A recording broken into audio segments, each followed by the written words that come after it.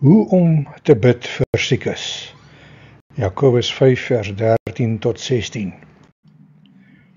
Ek wonder hoeveel van ons het al eerstehandse belewennisse gehad van genesing, of ons self wat siek was en gesond geword het na gebed, en of ons iemand ken wat siek was en gesond geword het nadat daar vir hulle gebid is.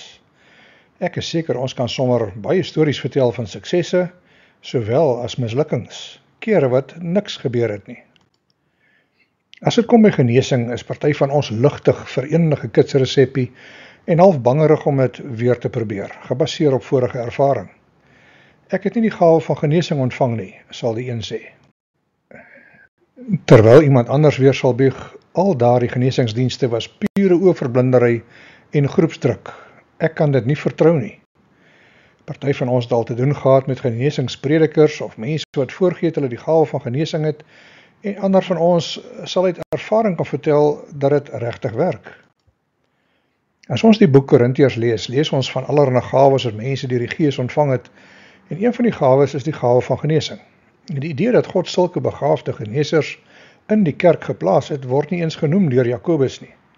Hy sê niks daarvan dat ons moet soek na iemand wat 'n gawe van genesing het nie. Sy resep is bloot dat ons die ouderlinge moet laat kom, wie se taak dit is om te bid, en nie om genesing te bewerk weens 'n persoonlike gawe nie.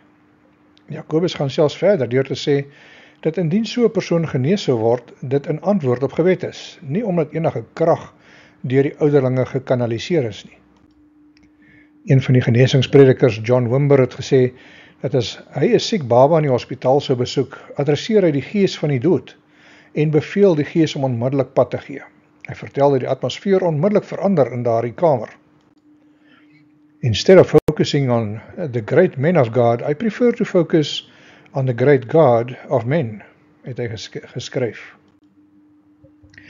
Jakobus daarenteen klink nie of hy al ooit gehoor het van sulke dramatiese dade deur mense nie. En hy gee ook nie die ouderlinge van die kerk sulke magiese krag nie. Hy gee hulle nie buitengewone insig in die geesteswêreld nie en rus hulle nie toe met bonatuurlike superster vermoëns nie, maar praat bloot van hulle as mense wat bid. Hoe pas Jakobus se siening en ervaring in by Paulus se siening, dat party mense die gawe van genesing het? Baie van ons skuifel ongemaklik rond as ons gevra sou word om vir siekes te bid. Party van ons het al ernstig gebid vir iets goeds om te gebeur, en toe sterf die persoon in elk geval. Ander van ons het al half moed opgegee om eers te probeer bid, want dit lyk nie juis of dit werk nie. Dit is so asof dit iets is wat in histories gebeur, maar nie met my nie. Ons is meer bekend met gevalle soos hierdie. You are a very, very sick man. Ask your family to pray for your insurance company, sê die dokter. Dit is so asof ons 'n gespanne verhouding beleef tussen die genesing wat die mediese wetenskap ons aanbied, en dan die rol wat gebed in genesing speel. Is die een beter as die ander een? Kan hulle in harmonie saamwerk? Toe ek laas 'n dokter besoek het, was ek erg beïndruk toe hy na sy ondersoek aanbied om te bid vir my, en 'n ernstige gebed rig tot God die Vader vir totale genesing. Hy het die beperkings van die mediese wetenskap geken en geweet dat hy afhanklik bly van God. Dit lyk of Jakobus 3 soorte gebed sien, nie net een tipe nie.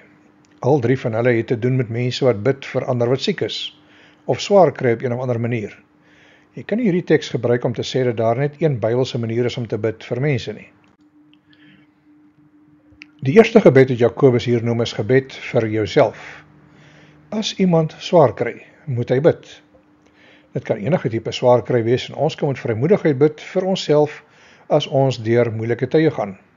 Ons reaksie op terugslag of moeilikheid behoort gebed te wees vir onsself, voordat ons ouderlinge of ander mense uitnooi om deel te raak.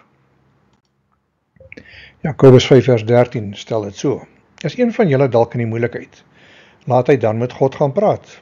As iemand goed of gelukkig voel, moet hy liedere sing wat vertel hoe goed God vir hom is. Is daar van julle wat swaar kry, dan moet julle aanhou bid daaroor. En die wat opgeruimd is, moenie ophou lofliedere sing nie. As iemand van julle swaar kry, moet hy bid. As iemand opgeruimd is, moet hy psalms sing. Hierdie kat was in die knyp, omdat hy nie meer al die aandag gekry het sedert die siekte sy baas getref het nie. I'm praying for you to get better so we can get back to focusing all the attention on me. As teken van sy erns bied hy 'n gestrikte vis aan die sieke. Net so behoort ons reaksie op goeie dae opgeruimd te wees, lofliedere, sang en jubeling. Met ander woorde, as dit sleg gaan, bid jy. As dit goed gaan, bars jy uit in lof en sing liedere. 'n Lekker praktiese raad aan die eerste gelowiges wat oor die Romeinse ryk versprei is weens vervolging. Die tweede moontlikheid wat Jakobus noem is wanneer die ouderlinge ingeroep word om vir 'n siek persoon te bid. Dis waarskynlik 'n geval waar die sieke te swak is of bedgebonde is dat hy nie meer na die kerk toe kan kom of dit bywoon nie. Die prentjie wat na vore kom is iemand wat op 'n bed lê en 'n klomp ouderlinge wat rondom hom staan en oor hom bid. En die Here sal die lêende persoon dan oprig of laat opstaan. En die ouderlinge word ingeroep na 'n fisiese kondisie wat keer dat die man die kerk of gemeenskap van gelowiges kan bywoon. Is een van julle siek, hy moet die leiers in die gemeente roep om vir hom te bid. Hulle moet olie op hom sit as bewys van die teenwoordigheid en krag van God.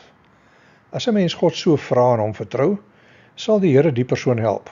Hy sal hom nie alleen gesond maak nie, maar as hy dinge gedoen het waarvan God nie hou nie, sal God hom ook oorsien. As iemand van julle siek is, moet hy die ouderlinge van die gemeente roep, sodat hulle vir hom kan bid, nadat hulle hom in die naam van die Here met olyfolie gesalf het. Die gelowige gebed sal die sieke gesond laat word en die Here sal hom weer oprig. As hy sonde gedoen het, sal hy vergewe word. Is daar van julle wat siek is, dan moet julle die ouderlinge van die gemeente laat kom. Nadat die ouderlinge die siekes met olyfolie in die naam van die Here gesalf het, moet hulle vir hulle bid. En 'n gelowige gebed sal die siek mens gesond laat word. Die Here sal hom laat opstaan. En watter sondes die sieke ook al gedoen het, dit sal hom vergewe word. Die derde moontlikheid wat Jakobus noem, is gebed vir mekaar. Dit sluit in belydenis teenoor mekaar, gevolg deur gebed vir iemand wat sy sondes openlik bely. Die gevolg is ook genesing vir daardie persoon. Dit kan gebeur tydens 'n gebedsbyeenkoms of 'n private gebed by iemand se huis. Dit kan 'n groep mense insluit wat bid vir iemand in hulle teenwoordigheid of 'n langafstand gebed vir iemand op 'n ander plek. Jy sal sien dat die resultaat daarvan steeds gaan oor genesing. Dit hoef nie net fisiese genesing te wees nie, maar dit sluit dit ook nie uit nie. Waarskynlik was daar nog baie ander maniere waarop die kerke gebid het vir hulle siekes. Erken dit openlik as julle dinge gedoen het wat God nie wou gehad het nie. Bid vir mekaar, sodat julle gesond kan word. God luister graag na mense wie se saak met hom reg is. Bely dan julle sondes teenoor mekaar en bid vir mekaar sodat julle gesond kan word. Die gebed van 'n regverdige is baie kragtig in sy uitwerking. En daarom moet julle sondes teenoor mekaar bely en vir mekaar bid sodat julle gesond kan word. Die gebed van iemand wie se saak met God reg is, het 'n kragtige uitwerking. Ons gaan volgende week na hierdie derde een kyk van so 'n bietjie naderby. Party van ons het groot geworde families waarvan party dokters of mediese personeel geword het. Na jare van studie en baie nagskofte is hulle bekend daarvoor dat hulle iets van medisyne en siekte verstaan. Dit maak gebede vir 'n sieke soveel meer fascinerend. Op watter punt kruis medisyne en gebed se paaie? Hoe kan hulle saamwerk om genesing teweeg te bring? As jy siek is, moet jy na 'n dokter toe gaan of net bid. Of as jy net bid, mis jy dalk uit op iets of nie. Is dit 'n teken van 'n gebrek aan geloof as jy na 'n dokter toe gaan? Elke gebedsbyeenkoms wat jy sal bywoon het gewoonlik ook 'n lysie van siekes wat deur gebed voor die Here gebring word. Party sal dalk kanker hê, ander sal opgeskeep sit met 'n kind wat koors het, of dalk ken jy iemand wat in 'n motorongeluk was. Dit kan selfs 'n medegelowige wees wat 'n hartaanval gehad het, of iemand wat sukkel met kroniese pyn. Die feit is dat ons as gelowiges dikwels gevra word om te bid vir die siekes. Dit maak dit baie persoonlik. Dalk voel dit vir jou of jou rekord van gebed lyk soos hierdie skaal. Wat maak jy as dit vir jou voel of God nie jou gebede beantwoord het nie?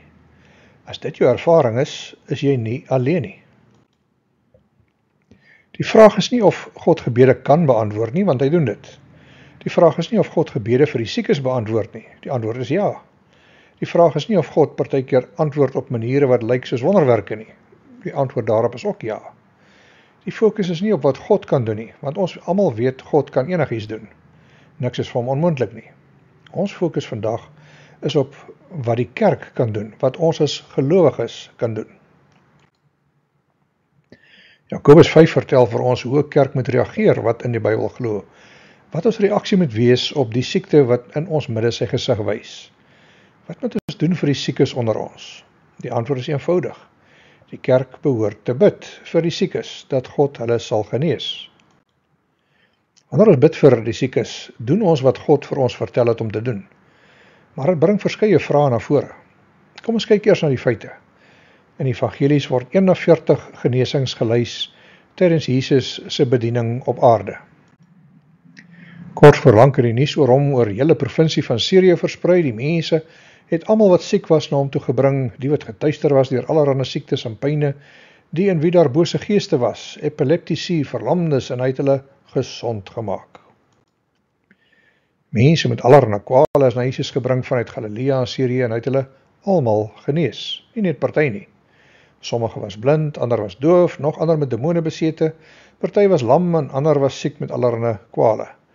Jesus het hulle almal genees. Jesus het nooit geval daarin om iemand te genees wat na hom toe gebring is nie. Dit beteken die hoeveelheid wonderwerke en genesings moes baie meer gewees het as die 41 wat in die evangelies genoem word. Wanneer ons kom by die boek Handelinge, verander die situasie. Party wonderwerke van genesing is opgeskryf, maar nie baie van hulle nie. Ons lees van Petrus en Johannes in die lammanne Handelinge 3, van tekens en wonders in Handelinge 2 en 5, van Petrus en Dorcas in Handelinge 9, en van Paulus en Tychicus in Handelinge 20. Genesings word verbasend min genoem, gegee Dr. Lukas die boek geskryf het. Mense dink dat hy as dokter veral daarop sou gefokus het. Vir hom het dit meer gegaan oor die verspreiding van die evangelie oor die destydse Romeinse ryk. As ons op 'n voëlvlug sou gaan van 2000 jaar se kerkgeskiedenis, is dit duidelik dat Christene geglo het in die bediening van die siekes en sterwendes. Hierdie volgeling van Jesus het oral sendingklinieke en hospitale begin. Hulle het sanitariums opgerig, ouerhuise en kolonies vir die malaatses, apteke en mediese skole het tot stand gekom. Hulle het hard gewerk om skoon kos en water te voorsien aan hulle wat dit nie voorheen geken het nie. Vanaf Chittagong tot Gauteng, vanaf Seoul tot die Transkei, het Christene gebid en gegee en opgeoffer om mense te help in die naam van Jesus. Verskeie kerke in ons tyd het 'n nuwe fokus begin sit op die belangrikheid om te bid vir die siekes.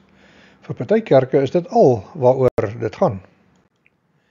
Soms word mense juis afgeskrik daardeur of hulle kyk na die sogenaamde genesingspredikers wat in totale luksheid lewe. Miskien voel ons effens skaam oor die moontlikheid dat ons mislukking kan beleef as ons bid. Bo dit alles wil ons nie ons fokus verloor om die evangelie te verkondig as die sentrale boodskap van die kerk nie. Die vraagtekens is met reg daar en moet ernstig opgeneem word. Maar dis ook duidelik dat God enigiets kan doen en partykeer maak hy selfs gebruik van wonderwerke in antwoord op gebed. Ons almal het waarskynlik 'n storie om te vertel daaroor.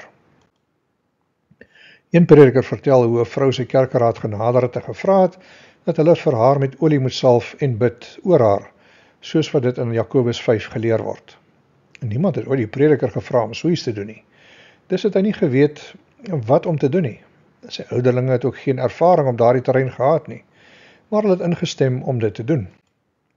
Hulle het na die winkel toe gegaan en 'n bottel olyfolie gaan koop, het gevoel na die regte ding om te doen. En na die oggenddiens het hulle en die vrou in sy kantoor bymekaar gekom. Hulle het hierdie gedeelte uit Jakobus 5 gelees en vir die vrou gevra wat spesifiek hulle moes bid vir haar. Jare gelede het sy een van die eerste ope hartoperasies beleef.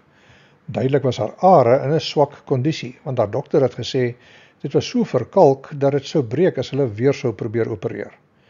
Toets het gewys dat haar liggaam 'n obstruksie het in haar maag wat haar lewe bedreig het. Sy het 'n afspraak gehad die volgende week vir 'n operasie.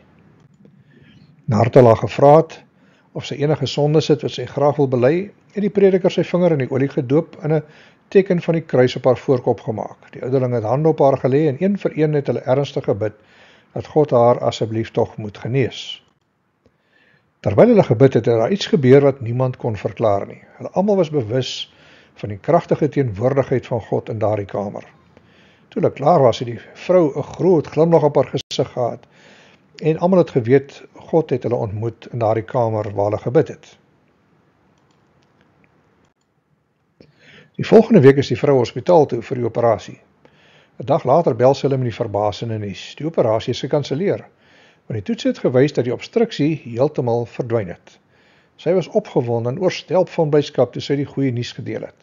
Daarna het die prediker en sy ouderlinge nooit weer getwyfel dat God haar genees het in antwoord op hulle gebede nie. Gebeurde die hele tyd? Die meeste voorbidders sal moet bieg dat dit nie die norm is nie, maar die uitsondering.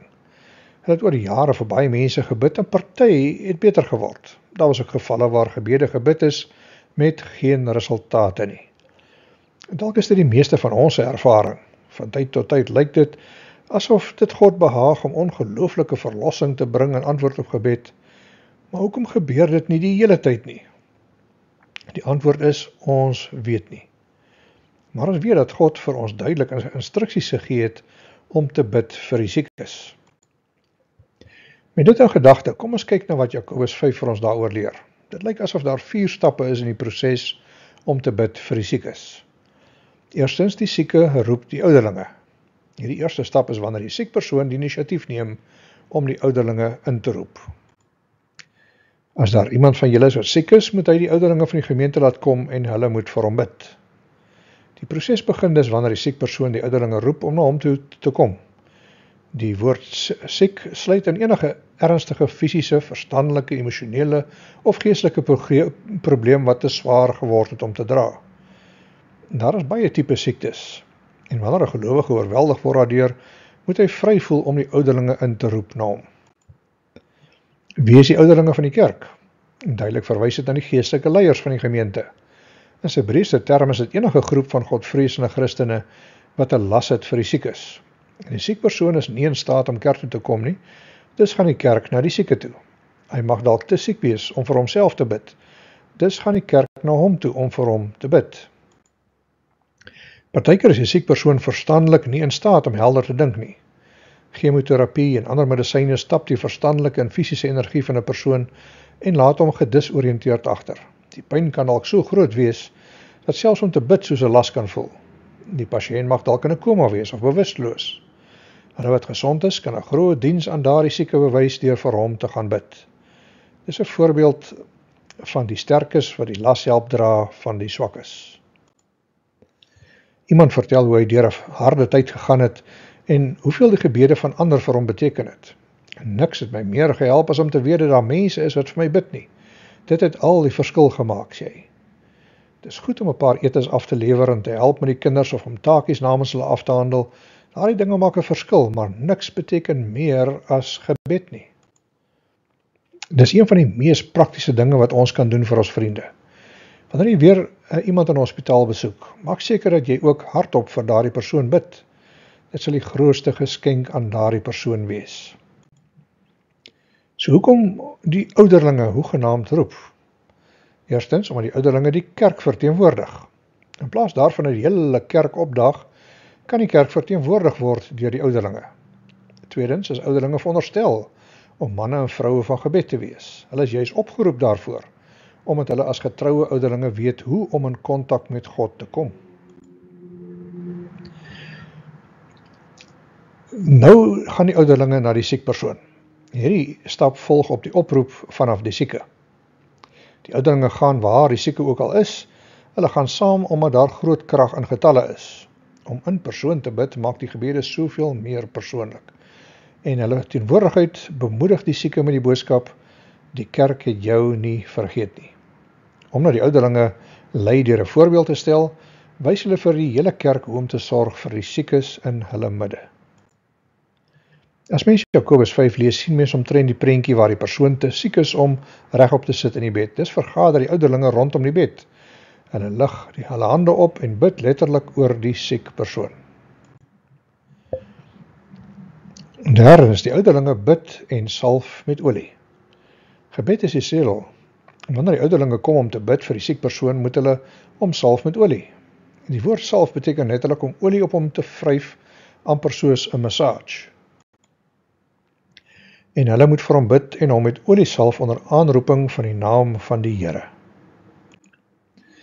Die soort olie word nie geïdentifiseer nie, maar is waarskynlik nie karolie nie. Heel waarskynlik is dit 'n verwysing na olyfolie, aangesien dit wyd gebruik is in die 1ste eeu, maar die presiese tipe olie maak nie saak nie. In Nigerië is die kerk gevra om die ouderlinge te stuur om te kom bid oor 'n sendeling se seun wat baie siek was, en het gelyk het of dit net al erger word. Die ouderlinge en die predikant het gekom na die huis en die sendelinge gevra vir olie. En die enigste olie wat hulle in die huis gehad het was gromhondjie-olie. So dis wat die ouderlinge gebruik het. Daardie selfde dag het die seun begin beter word. In die Bybel is olie dikwels gebruik as 'n simbool van goeie gesondheid en lewenskrag. Konings is gesalf met olie as 'n sigbare simbool van God se teenwoordigheid en hulle behoefte aan sy seun. Dieselfde is waar in Jakobus 5. Die olie is nie magies op sy eie nie. Daar is geen bonatuurlike krag in 'n paar druppels olie nie, of selfs 'n paar koppies vol daarvan nie. Dit kan enige olie wees, olyfolie, gromhondjie-olie of iets anders.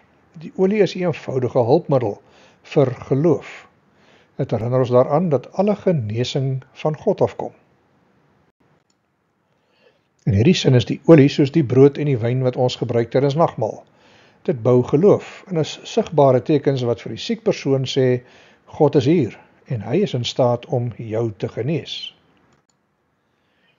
Een ou vertel dat hy dikwels vir mense gebid het in die hospitaalkamers waar die siek persoon gekoppel was aan allerlei elektroniese monitors. Die blote eenvoudige salf met olie herinner ons almal dat dit die Here is wat genees. En beide die siek persoon en die bidders weet dat hul vertroue nie in die olie is nie, of in die tegnologie nie, maar in God alleen. Hierdie salwing moet plaasvind in die naam van die Here. Dit is baie belangrik, want dit herinner ons daaraan dat God die bron van alle genesing en seëning is. As mense vra, glo jy in goddelike genesing, kan jy antwoord. Dis al soort genesing wat daar is. Daar is geen krag in die ouderlinge nie, daar is geen krag in die olie nie. Maar daar is enorme krag, ewige krag in die naam van die Here. Hy alleen kan vir ons genesing gee. En dan die gevolg is genesing en vergifnis. Die 4de stap word beskryf deur Jakobus in vers 15. Hierdie stap is bloot die gevolge van die vorige stappe. Die siek persoon word genees en al sy sondes word vergewe. En as hulle gelowig bid, sal dit vir die sieke genesing bring. Die Here sal hom gesond maak. As hy gesondig het, sal dit hom vergewe word. Jakobus gebruik hierdie ongewone frase om die gebed te beskryf. Hy noem dit gebed wat in geloof gedoen word, of gelowig bid. Hierdie frase word nêrens anders in die Nuwe Testament gebruik nie. In wese moet elke ernstige gebed gedoen word met geloof. Anders kan mense dit nie as gebed bestempel nie. As die ouderlinge bid, kom hulle na God met 'n houding en 'n ingesteldheid van totale vertroue dat God alles kan doen en sal doen wat nodig is in elke situasie. Prayer anchored in faith means we will be content, not in God's answer, but in God himself. Die teks sê niks oor hoe die genesing gaan kom nie. Dit impliseer nie 'n wonderwerk of 'n kitsgenesing nie. Dit sluit ook nie genesing uit wat in mediese geriewe plaasvind nie. Of die genesing gou is of stadig is, deur wonders of deur medisyne, of deur 'n kombinasie van die twee, God is die een wat sy kinders genees. Alec Motyer beskryf dit so. Daar is geen ding soos ongeestelike genesing nie. As die disprin werk, is dit die Here wat dit laat werk. As die chirurg die gebreekte been heg en die been groei aan, is dit die Here wat die genesing veroorsaak het. Elke goeie gawe kom van bo af. Vers 15 suggereer verder 'n baie noue verband tussen die fisiese en die geestelike. Die Griekse sinkonstruksie wat met as begin, impliseer dat sonde inderdaad betrokke kan wees by die siekte. Nie alle siektes word veroorsaak deur 'n sekere sonde nie, maar baie siektes is direkte gevolge van ons sondige aksies en houdings. totdat daardie dinge nie gekonfronteer word en bely word nie, is dit nutteloos om vir genesing te bid. Sin is more than a stain. Sin is a wound. It needs to be treated and healed. And the place where my encounter with the mercy of Jesus takes place is my sin. Iemand het gepoog om 'n lysie van simptome te maak om te weet of jou siekte deur sonde veroorsaak word. A sharp conviction of sin, profound heaviness, a physical weakness, an illness, a feeling like you're carrying a heavy load, physical and spiritual injuries, a disturbed spirit, a defeated heart, deep sorrow, gastric distress, and inner turmoil. Wanneer jy gevra word om 'n sieke te salf met olie, maak seker jy vra uit na hulle geestelike kondisie. Jy wil weet of hulle bewus is van enige sonde wat tussen hulle en God staan, wat God se genesende krag kan blokkeer. Partykeer maak hulle belydenis, maar ander kere nie. Maar vra dit in elk geval. In party gevalle kan jy selfs weier om te bid vir genesing of salwing met olie, as jy weet die siek persoon het sy hart verhard of volhard steeds met 'n rebelse gees. In daardie geval is die gebed vir genesing teen God se doel om die siekte te gebruik as 'n straf of kastyding, wat veronderstel is om die siek persoon te bring na 'n plek van persoonlike belydenis. Jakobus sê dat die gebed wat in geloof gebid is, sal die siek persoon gesond maak. Die Here sal hom laat opstaan. Vir baie van ons klink dit oorentoesiasties of dalk te dogmaties. Jakobus sê sonder enige voorwaardes dat die siek persoon genees sal word. Ons sou verkies om te sê, die gelowige gebed mag dalk die sieke red of genees. Ons ervaring van gebed is dat dit van party mense vir wie ons gebid het, egter erger geword het in plaas van beter. Daar was 'n man wat ernstig geglo dat God hom sou genees van sy kanker as 'n getuienis vir die hele wêreld van God se krag. Tot op die laaste dag het hy sy geloof gedeel met die mense rondom hom, vas oortuig dat hy genees sal word. Baie mense het vir hom gebid, maar 'n paar weke later het hulle rondom sy graf gestaan. Nie almal vir wie ons bid sal genees word op 'n letterlike fisiese manier nie. Daar's verskeie maniere om daardie realiteit in die oë te kyk, maar geen een van hulle bring bevrediging nie. Daar's 'n misterie aan die werk hierso wat nie ten volle verklaar kan word nie. Dit help om hierdie gedeelte te vergelyk met ander gedeeltes wat oor gebed gaan in die Nuwe Testament, waar soortgelyke beloftes gemaak word. Hierdie uitdrukkings is bedoel om ons aan te moedig en te versterk dat daar baie moontlikhede met gebed bestaan. Dit herinner ons daaraan dat geen situasie te hopeloos is vir God nie. Net om die dokters opgegee het, beteken nie die groot geneesheer het opgegee nie. Party mense dink aan genesing as 'n manier om ontslae te raak van 'n siekte of pyn. Dit is soos om die klok van die lewe terug te draai en die persoon te herstel na soos dit voorheen was. Maar in die Bybel beteken genesing om in die regte verhouding met God te kom. Dan sal dit elke faset van die lewe aanraak, die liggaam, siel en gees. Dit bring ons by 'n plek waar ons God se seëninge kan ontvang op 'n nuwe, kragtige manier. Dit gaan ver verby versoeke soos bid vir my seun se rugby besering. Genesing is nie om terug te keer na hoe ons voorheen was nie, maar om voort te gaan en alles te word wat God wil hê ons moet wees. Dink vir so 'n oomblik daaroor. Wanneer ons bid vir iemand se genesing, kan ons dit nie waag om net te fokus op die fisiese, terwyl ons die geestelike, emosionele en verhoudingsaspekte van die persoon ignoreer nie. Ons is nie genees totdat ons heel gemaak is op elke vlak van ons bestaan nie. Om dit op 'n ander manier te stel, wat is die punt daarvan om fisies genees te word, as ons nog net so miserabel as voorheen sou opeindig? As ons steeds gierig is, of steeds ongeduldig, of steeds deurdrink met 'n kritiese gees, dan is die wonderwerk gemors op ons. As ons terugkeer om te ploeg met ons wraakgedagtes, selfs nadat God ons van kanker genees het, wat het ons eintlik gewen? Ons het genesing nodig, wat beide kante toe werk, van buite af binne toe en van binne af buitentoe. Iemand se dogter is gediagnoseer met breinkanker. Nadat die pa vir die dokter bedank het vir die terapie en behandeling wat voorlê, het hy al hulle vriende bedank vir hulle gebede deur eenvoudig te sê, hou aan daarmee, ons glo in 'n God wat wonderwerke kan doen. Met trane in sy oë het hy geglo dat goeie dinge vir sy dogter voorgelê het. Miskien is dit die regte balans. Dis hoe Christene behoort te praat wanneer hulle te doen het met 'n mediese noodgeval. Jy kry die beste mediese hulp wat jy ken. Jy kyk die realiteit vierkantig in die oë. Jy vra jou vriende om te bid en jy herinner jouself en ander dat jy glo in 'n God wat wonders kan verrig. En jy gaan aan om te glo. Selfs al is die goeie dinge wat jy voorvra eers in die hemel, nie op aarde nie. As ons so kyk na Jakobus se opdrag in die lig van die hele Bybel, is daar twee dinge wat uitstaan. Eerstens is dit nie altyd God se wil om iemand fisies te genees nie. Anders sou geen siek gelowige ooit doodgegaan het nie. Tweedens is dit dikwels God se wil om te genees. Anders sou Jakobus 5 nie in die Bybel gewees het nie. Soms fokus ons so op die een moontlikheid dat ons die ander een uitsny, maar beide is waar. 'n Deel van ons probleem is dat ons geloof verloor het in God se wil om te genees en geloof verloor het in die rol van die ouderlinge in die genesingsproses. God het voorsienings gemaak vir siek gelowiges. Eerstens die omgee van die geloofsgemeenskap, die kerk. Tweedens liefdevolle familie en vriende se gebede. Derdens dokters, verpleegsters, hospitale, medisyne. En vierdens godvreesende ouderlinge wat bid vir die siekes. Dikwels gebeur dit dat ons die siekes beroof van daardie laaste opsie, maar dit is steeds in die Bybel.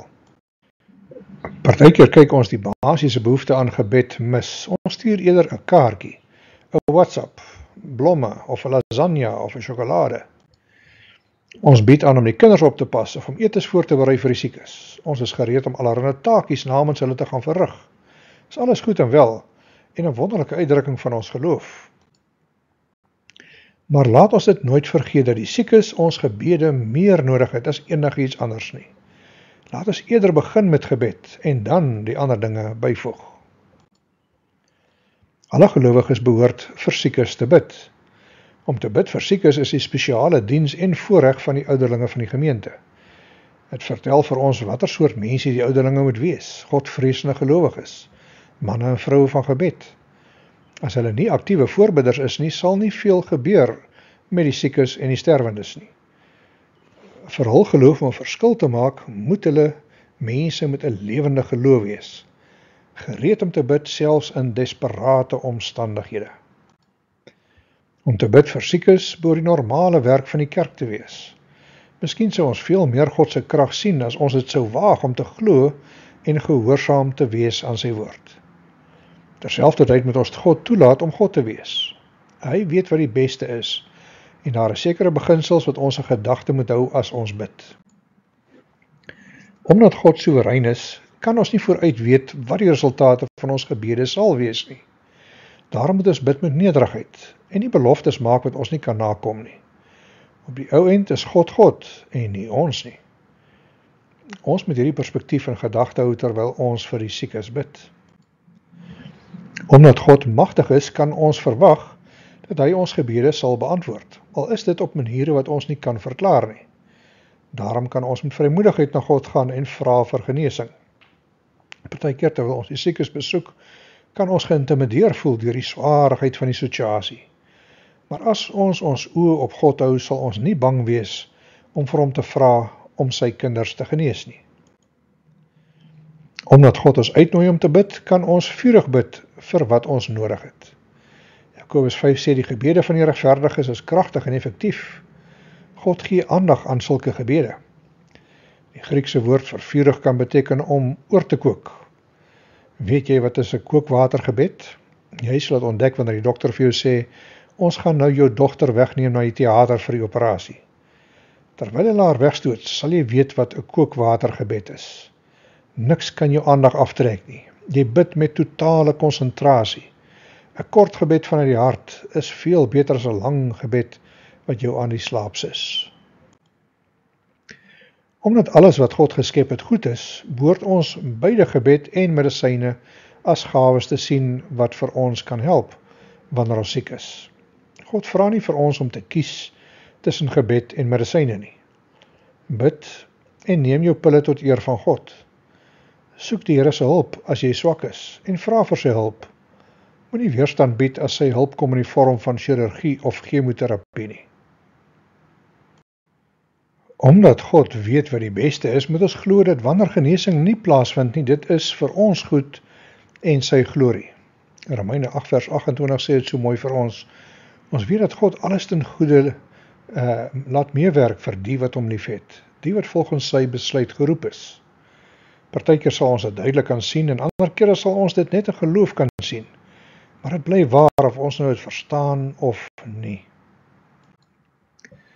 Omdat sonde God se genesende krag kan blokkeer, moet ons uitvra na 'n persoon se geestelike toestand, voordat ons vir hulle bid. Ouderlinge wat waarlik omgee, weet hoe om met wysheid om te gaan met die skape wat aan hulle sorg toevertrou is. Ons het dit nodig om te vra, is jy bewus van enigiets in jou lewe wat hierdie siekte kon veroorsaak het, of wat God se genesende krag sal verhinder? Wanneer die antwoord ja is, kan ons eers met daardie saak afhandel as deel van die genesingsproses. Omdat God se woord waar is, kan ons hom verheerlik wanneer ons gehoorsaam is aan sy woord, ongeag die uitkoms. Ons reageer gehoorsaam op grond van wat ons weet en laat die resultate oor aan God. And God's word is true, whether we believe it or not. A human unbelief cannot alter the character of God. Nog een ding moet ons sê oor genesing. Alle genesing in hierdie lewe is tydelik. Volle genesing kom eers wanneer Jesus weer kom om ons te kom haal. 1 Tessalonisense 4 vers 13. My broers en susters, ek wil nie hê julle moet vra oor wat gaan gebeur met die gelowiges wat reeds dood is op daardie dag wanneer Christus terugkom na die wêreld toe nie. Moet nie so hartseer wees soos ongelowiges wat geen hoop het wanneer hulle geliefdes doodgaan nie. Ons glo mos dat Jesus aan die kruis dood is en dat hy daarna uit die dood opgestaan het. Net so sal almal wat voor hulle dood in Jesus geglo het, saam met hom bring wanneer hy weer na ons toe kom. En die Here het gesê dat ons wat nog lewe op daardie dag wanneer die Here terugkom, glad nie belangriker of beter daaraan toe sal wees as die gelowiges wat reeds dood is nie. Wanneer God beveel dat die laaste dag aanbreek, sal die heel belangrikste engel in die hemel skielik kliphard uitroep. God se hemelse trompet sal ook begin blaas. Terwyl dit gebeur, sal die Here na die aarde toe kom. Al die Christene wat reeds dood is, sal lewendig word. Dan sal ons wat nog lewe, saam met hierdie gelowiges weggeneem word op die wolke. Ons almal sal die Here in die lug ontmoet. Daarna sal ons almal vir altyd by die Here bly. Vertel hierdie goeie nuus vir ander gelowiges en moedig mekaar aan om dit te glo. Partykeer praat ons van gelowiges wat dood is na 'n lang siekbed, dat hulle nou genees is in die hemele. Maar die Bybel sê dit nie so nie. Hulle wat sterf in Christus is met hom in die hemel die oomblik wat hulle hier op aarde hulle laaste asem uitblaas. Dit is ook waar dat hulle lyding vir altyd verby is. Maar dit lyk of ons volledige genesing eers plaasvind wanneer ons aardse liggaam verruil vir 'n ewige liggaam met die wederkoms van Jesus. Wanneer daar aangekondig word dat die Here kom, sal dit vinniger gebeur as wat die oog kan sien. Dit sal so gebeur. Die aankondiging sal kom dat die Here kom, en dan sal die mense wat al dood is lewendig gemaak word met hulle nuwe liggame. En die wat in daardie stadium nog op aarde lewe, sal dadelik 'n nuwe liggaam kry. Hierdie liggaam wat ons nou het, gaan agteruit en is op pad na die dood toe. Die nuwe liggaam wat ons gaan kry, sal nie agteruit gaan nie en sal ook nooit doodgaan nie. Wanneer dit alles gebeur, sal dit presies wees soos die skrif gesê dit gaan wees. Die dood het nie meer enige krag of invloed nie. God het al die krag as oorwinnaar. Bybelse redding sluit nie net die siel in nie, maar ook die liggaam. Hoe dit presies gaan werk, bly vir ons ietwat van 'n misterie, maar ons sal dit beslis ervaar as gelowiges. As ons dink aan geliefdes wat gesterf het, weet ons dat hulle nou in die hemel is, hulle lyding is oor en hulle beleef ewige hemelse vreugde. Ons weet hulle is in 'n beter plek. Wat het van hulle aardse oorskot geword wat agtergebly het? Wat gaan plaasvind die dag as Jesus weer kom? Volgens Korintiërs lyk dit of ons aardse liggame dan uiteindelik opgegradeer sal word. Ons sien uit daarna om ons geliefdes eendag weer te sien in die hiernamaals, waar ons vir altyd sal wees. As ons op hierdie manier daaraan dink, kom die proses van fisiese genesing in fokus. Kan God die siekes genees? Ja. Doen hy dit? Gedurig. Kan God iemand genees op 'n desperate siekbed? Ja, dit gebeur meer gereeld as wat ons dink. Ons kan ons verheug in elke genesing, hoe klein of groot dit ook al vir ons mag voorkom. Maar laat ons onthou, dat almal wat hier op aarde genees word, eendag sal sterf. Die dood heers steeds op planeet aarde. Dis omtrent asof God sê, word jy beïndruk deur wat ek met kanker kan doen? Wag net tot jy sien wat ek kan doen met 'n dooie persoon. Alles fisiese genesing is soos 'n deposito, 'n voorsmaakie, 'n waarborg van groter wonderwerke wat nog voor lê. As ons dink aan ons vriende wat reeds in die hemel is, wil ons sê, kom Here Jesus, kom gou, maak leeg die begrafplase en laat die fees begin. Hoekom word party gebede vir genesing beantwoord en ander nie? Niemand kan ten volle God se plan verduidelik nie, maar ek is tevrede met hoe Dawid dit sien in Psalm 115. Ons God is in die hemel, alles wat hom behaag, doen hy. Ons bid terwyl God die genesing hanteer, op sy eie tyd, op sy eie manier, volgens sy eie wil. Ons word opgeroep om ernstig te bid, vurig te bid, gesamentlik te bid, gedurig te bid, gehoorsaam te bid en met geloof te bid. As ons deel doen, sal God ons nooit in die steek laat nie. God sal nie faal om sy kant te bring nie. Ons is bewus daarvan dat God veel groter is as ons beperkte verstaan van hom. Deur gebed het ons die voorreg om te kan deelneem om die las te verlig wat ons broers en susters tuister. Deur gebed kan ons agente van genesing word vir hulle wat siek is. Wat 'n eer is dit om deur God op hierdie manier gebruik te word. Laat ons dus met vrymoedigheid bid, vol vertroue, nederig en vol van geloof. God hoor, hy gee om, en hy sal doen wat die beste is in elke situasie. Wanneer ons bid vir die siekes, doen ons die werk van Jesus in hierdie wêreld. Moenie vrees nie. Hou aan glo, hou aan bid. Here, ons voel maar klein en onwaardig om deel van u groter plan te kan wees. Tog roep u vir ons as gelowiges op om deel te neem aan dinge wat ver bo ons verstand en begrip is. Gee ons vurige geloof en passie om te bid vir die siekes onder ons, met volle vertroue dat u in staat is om enigiets te kan doen. Help ons om op die uitkyk te bly vir mense vir wie ons kan bid, sodat ons nie sal wegskram om deel te raak by u groot handewerk nie. Amen.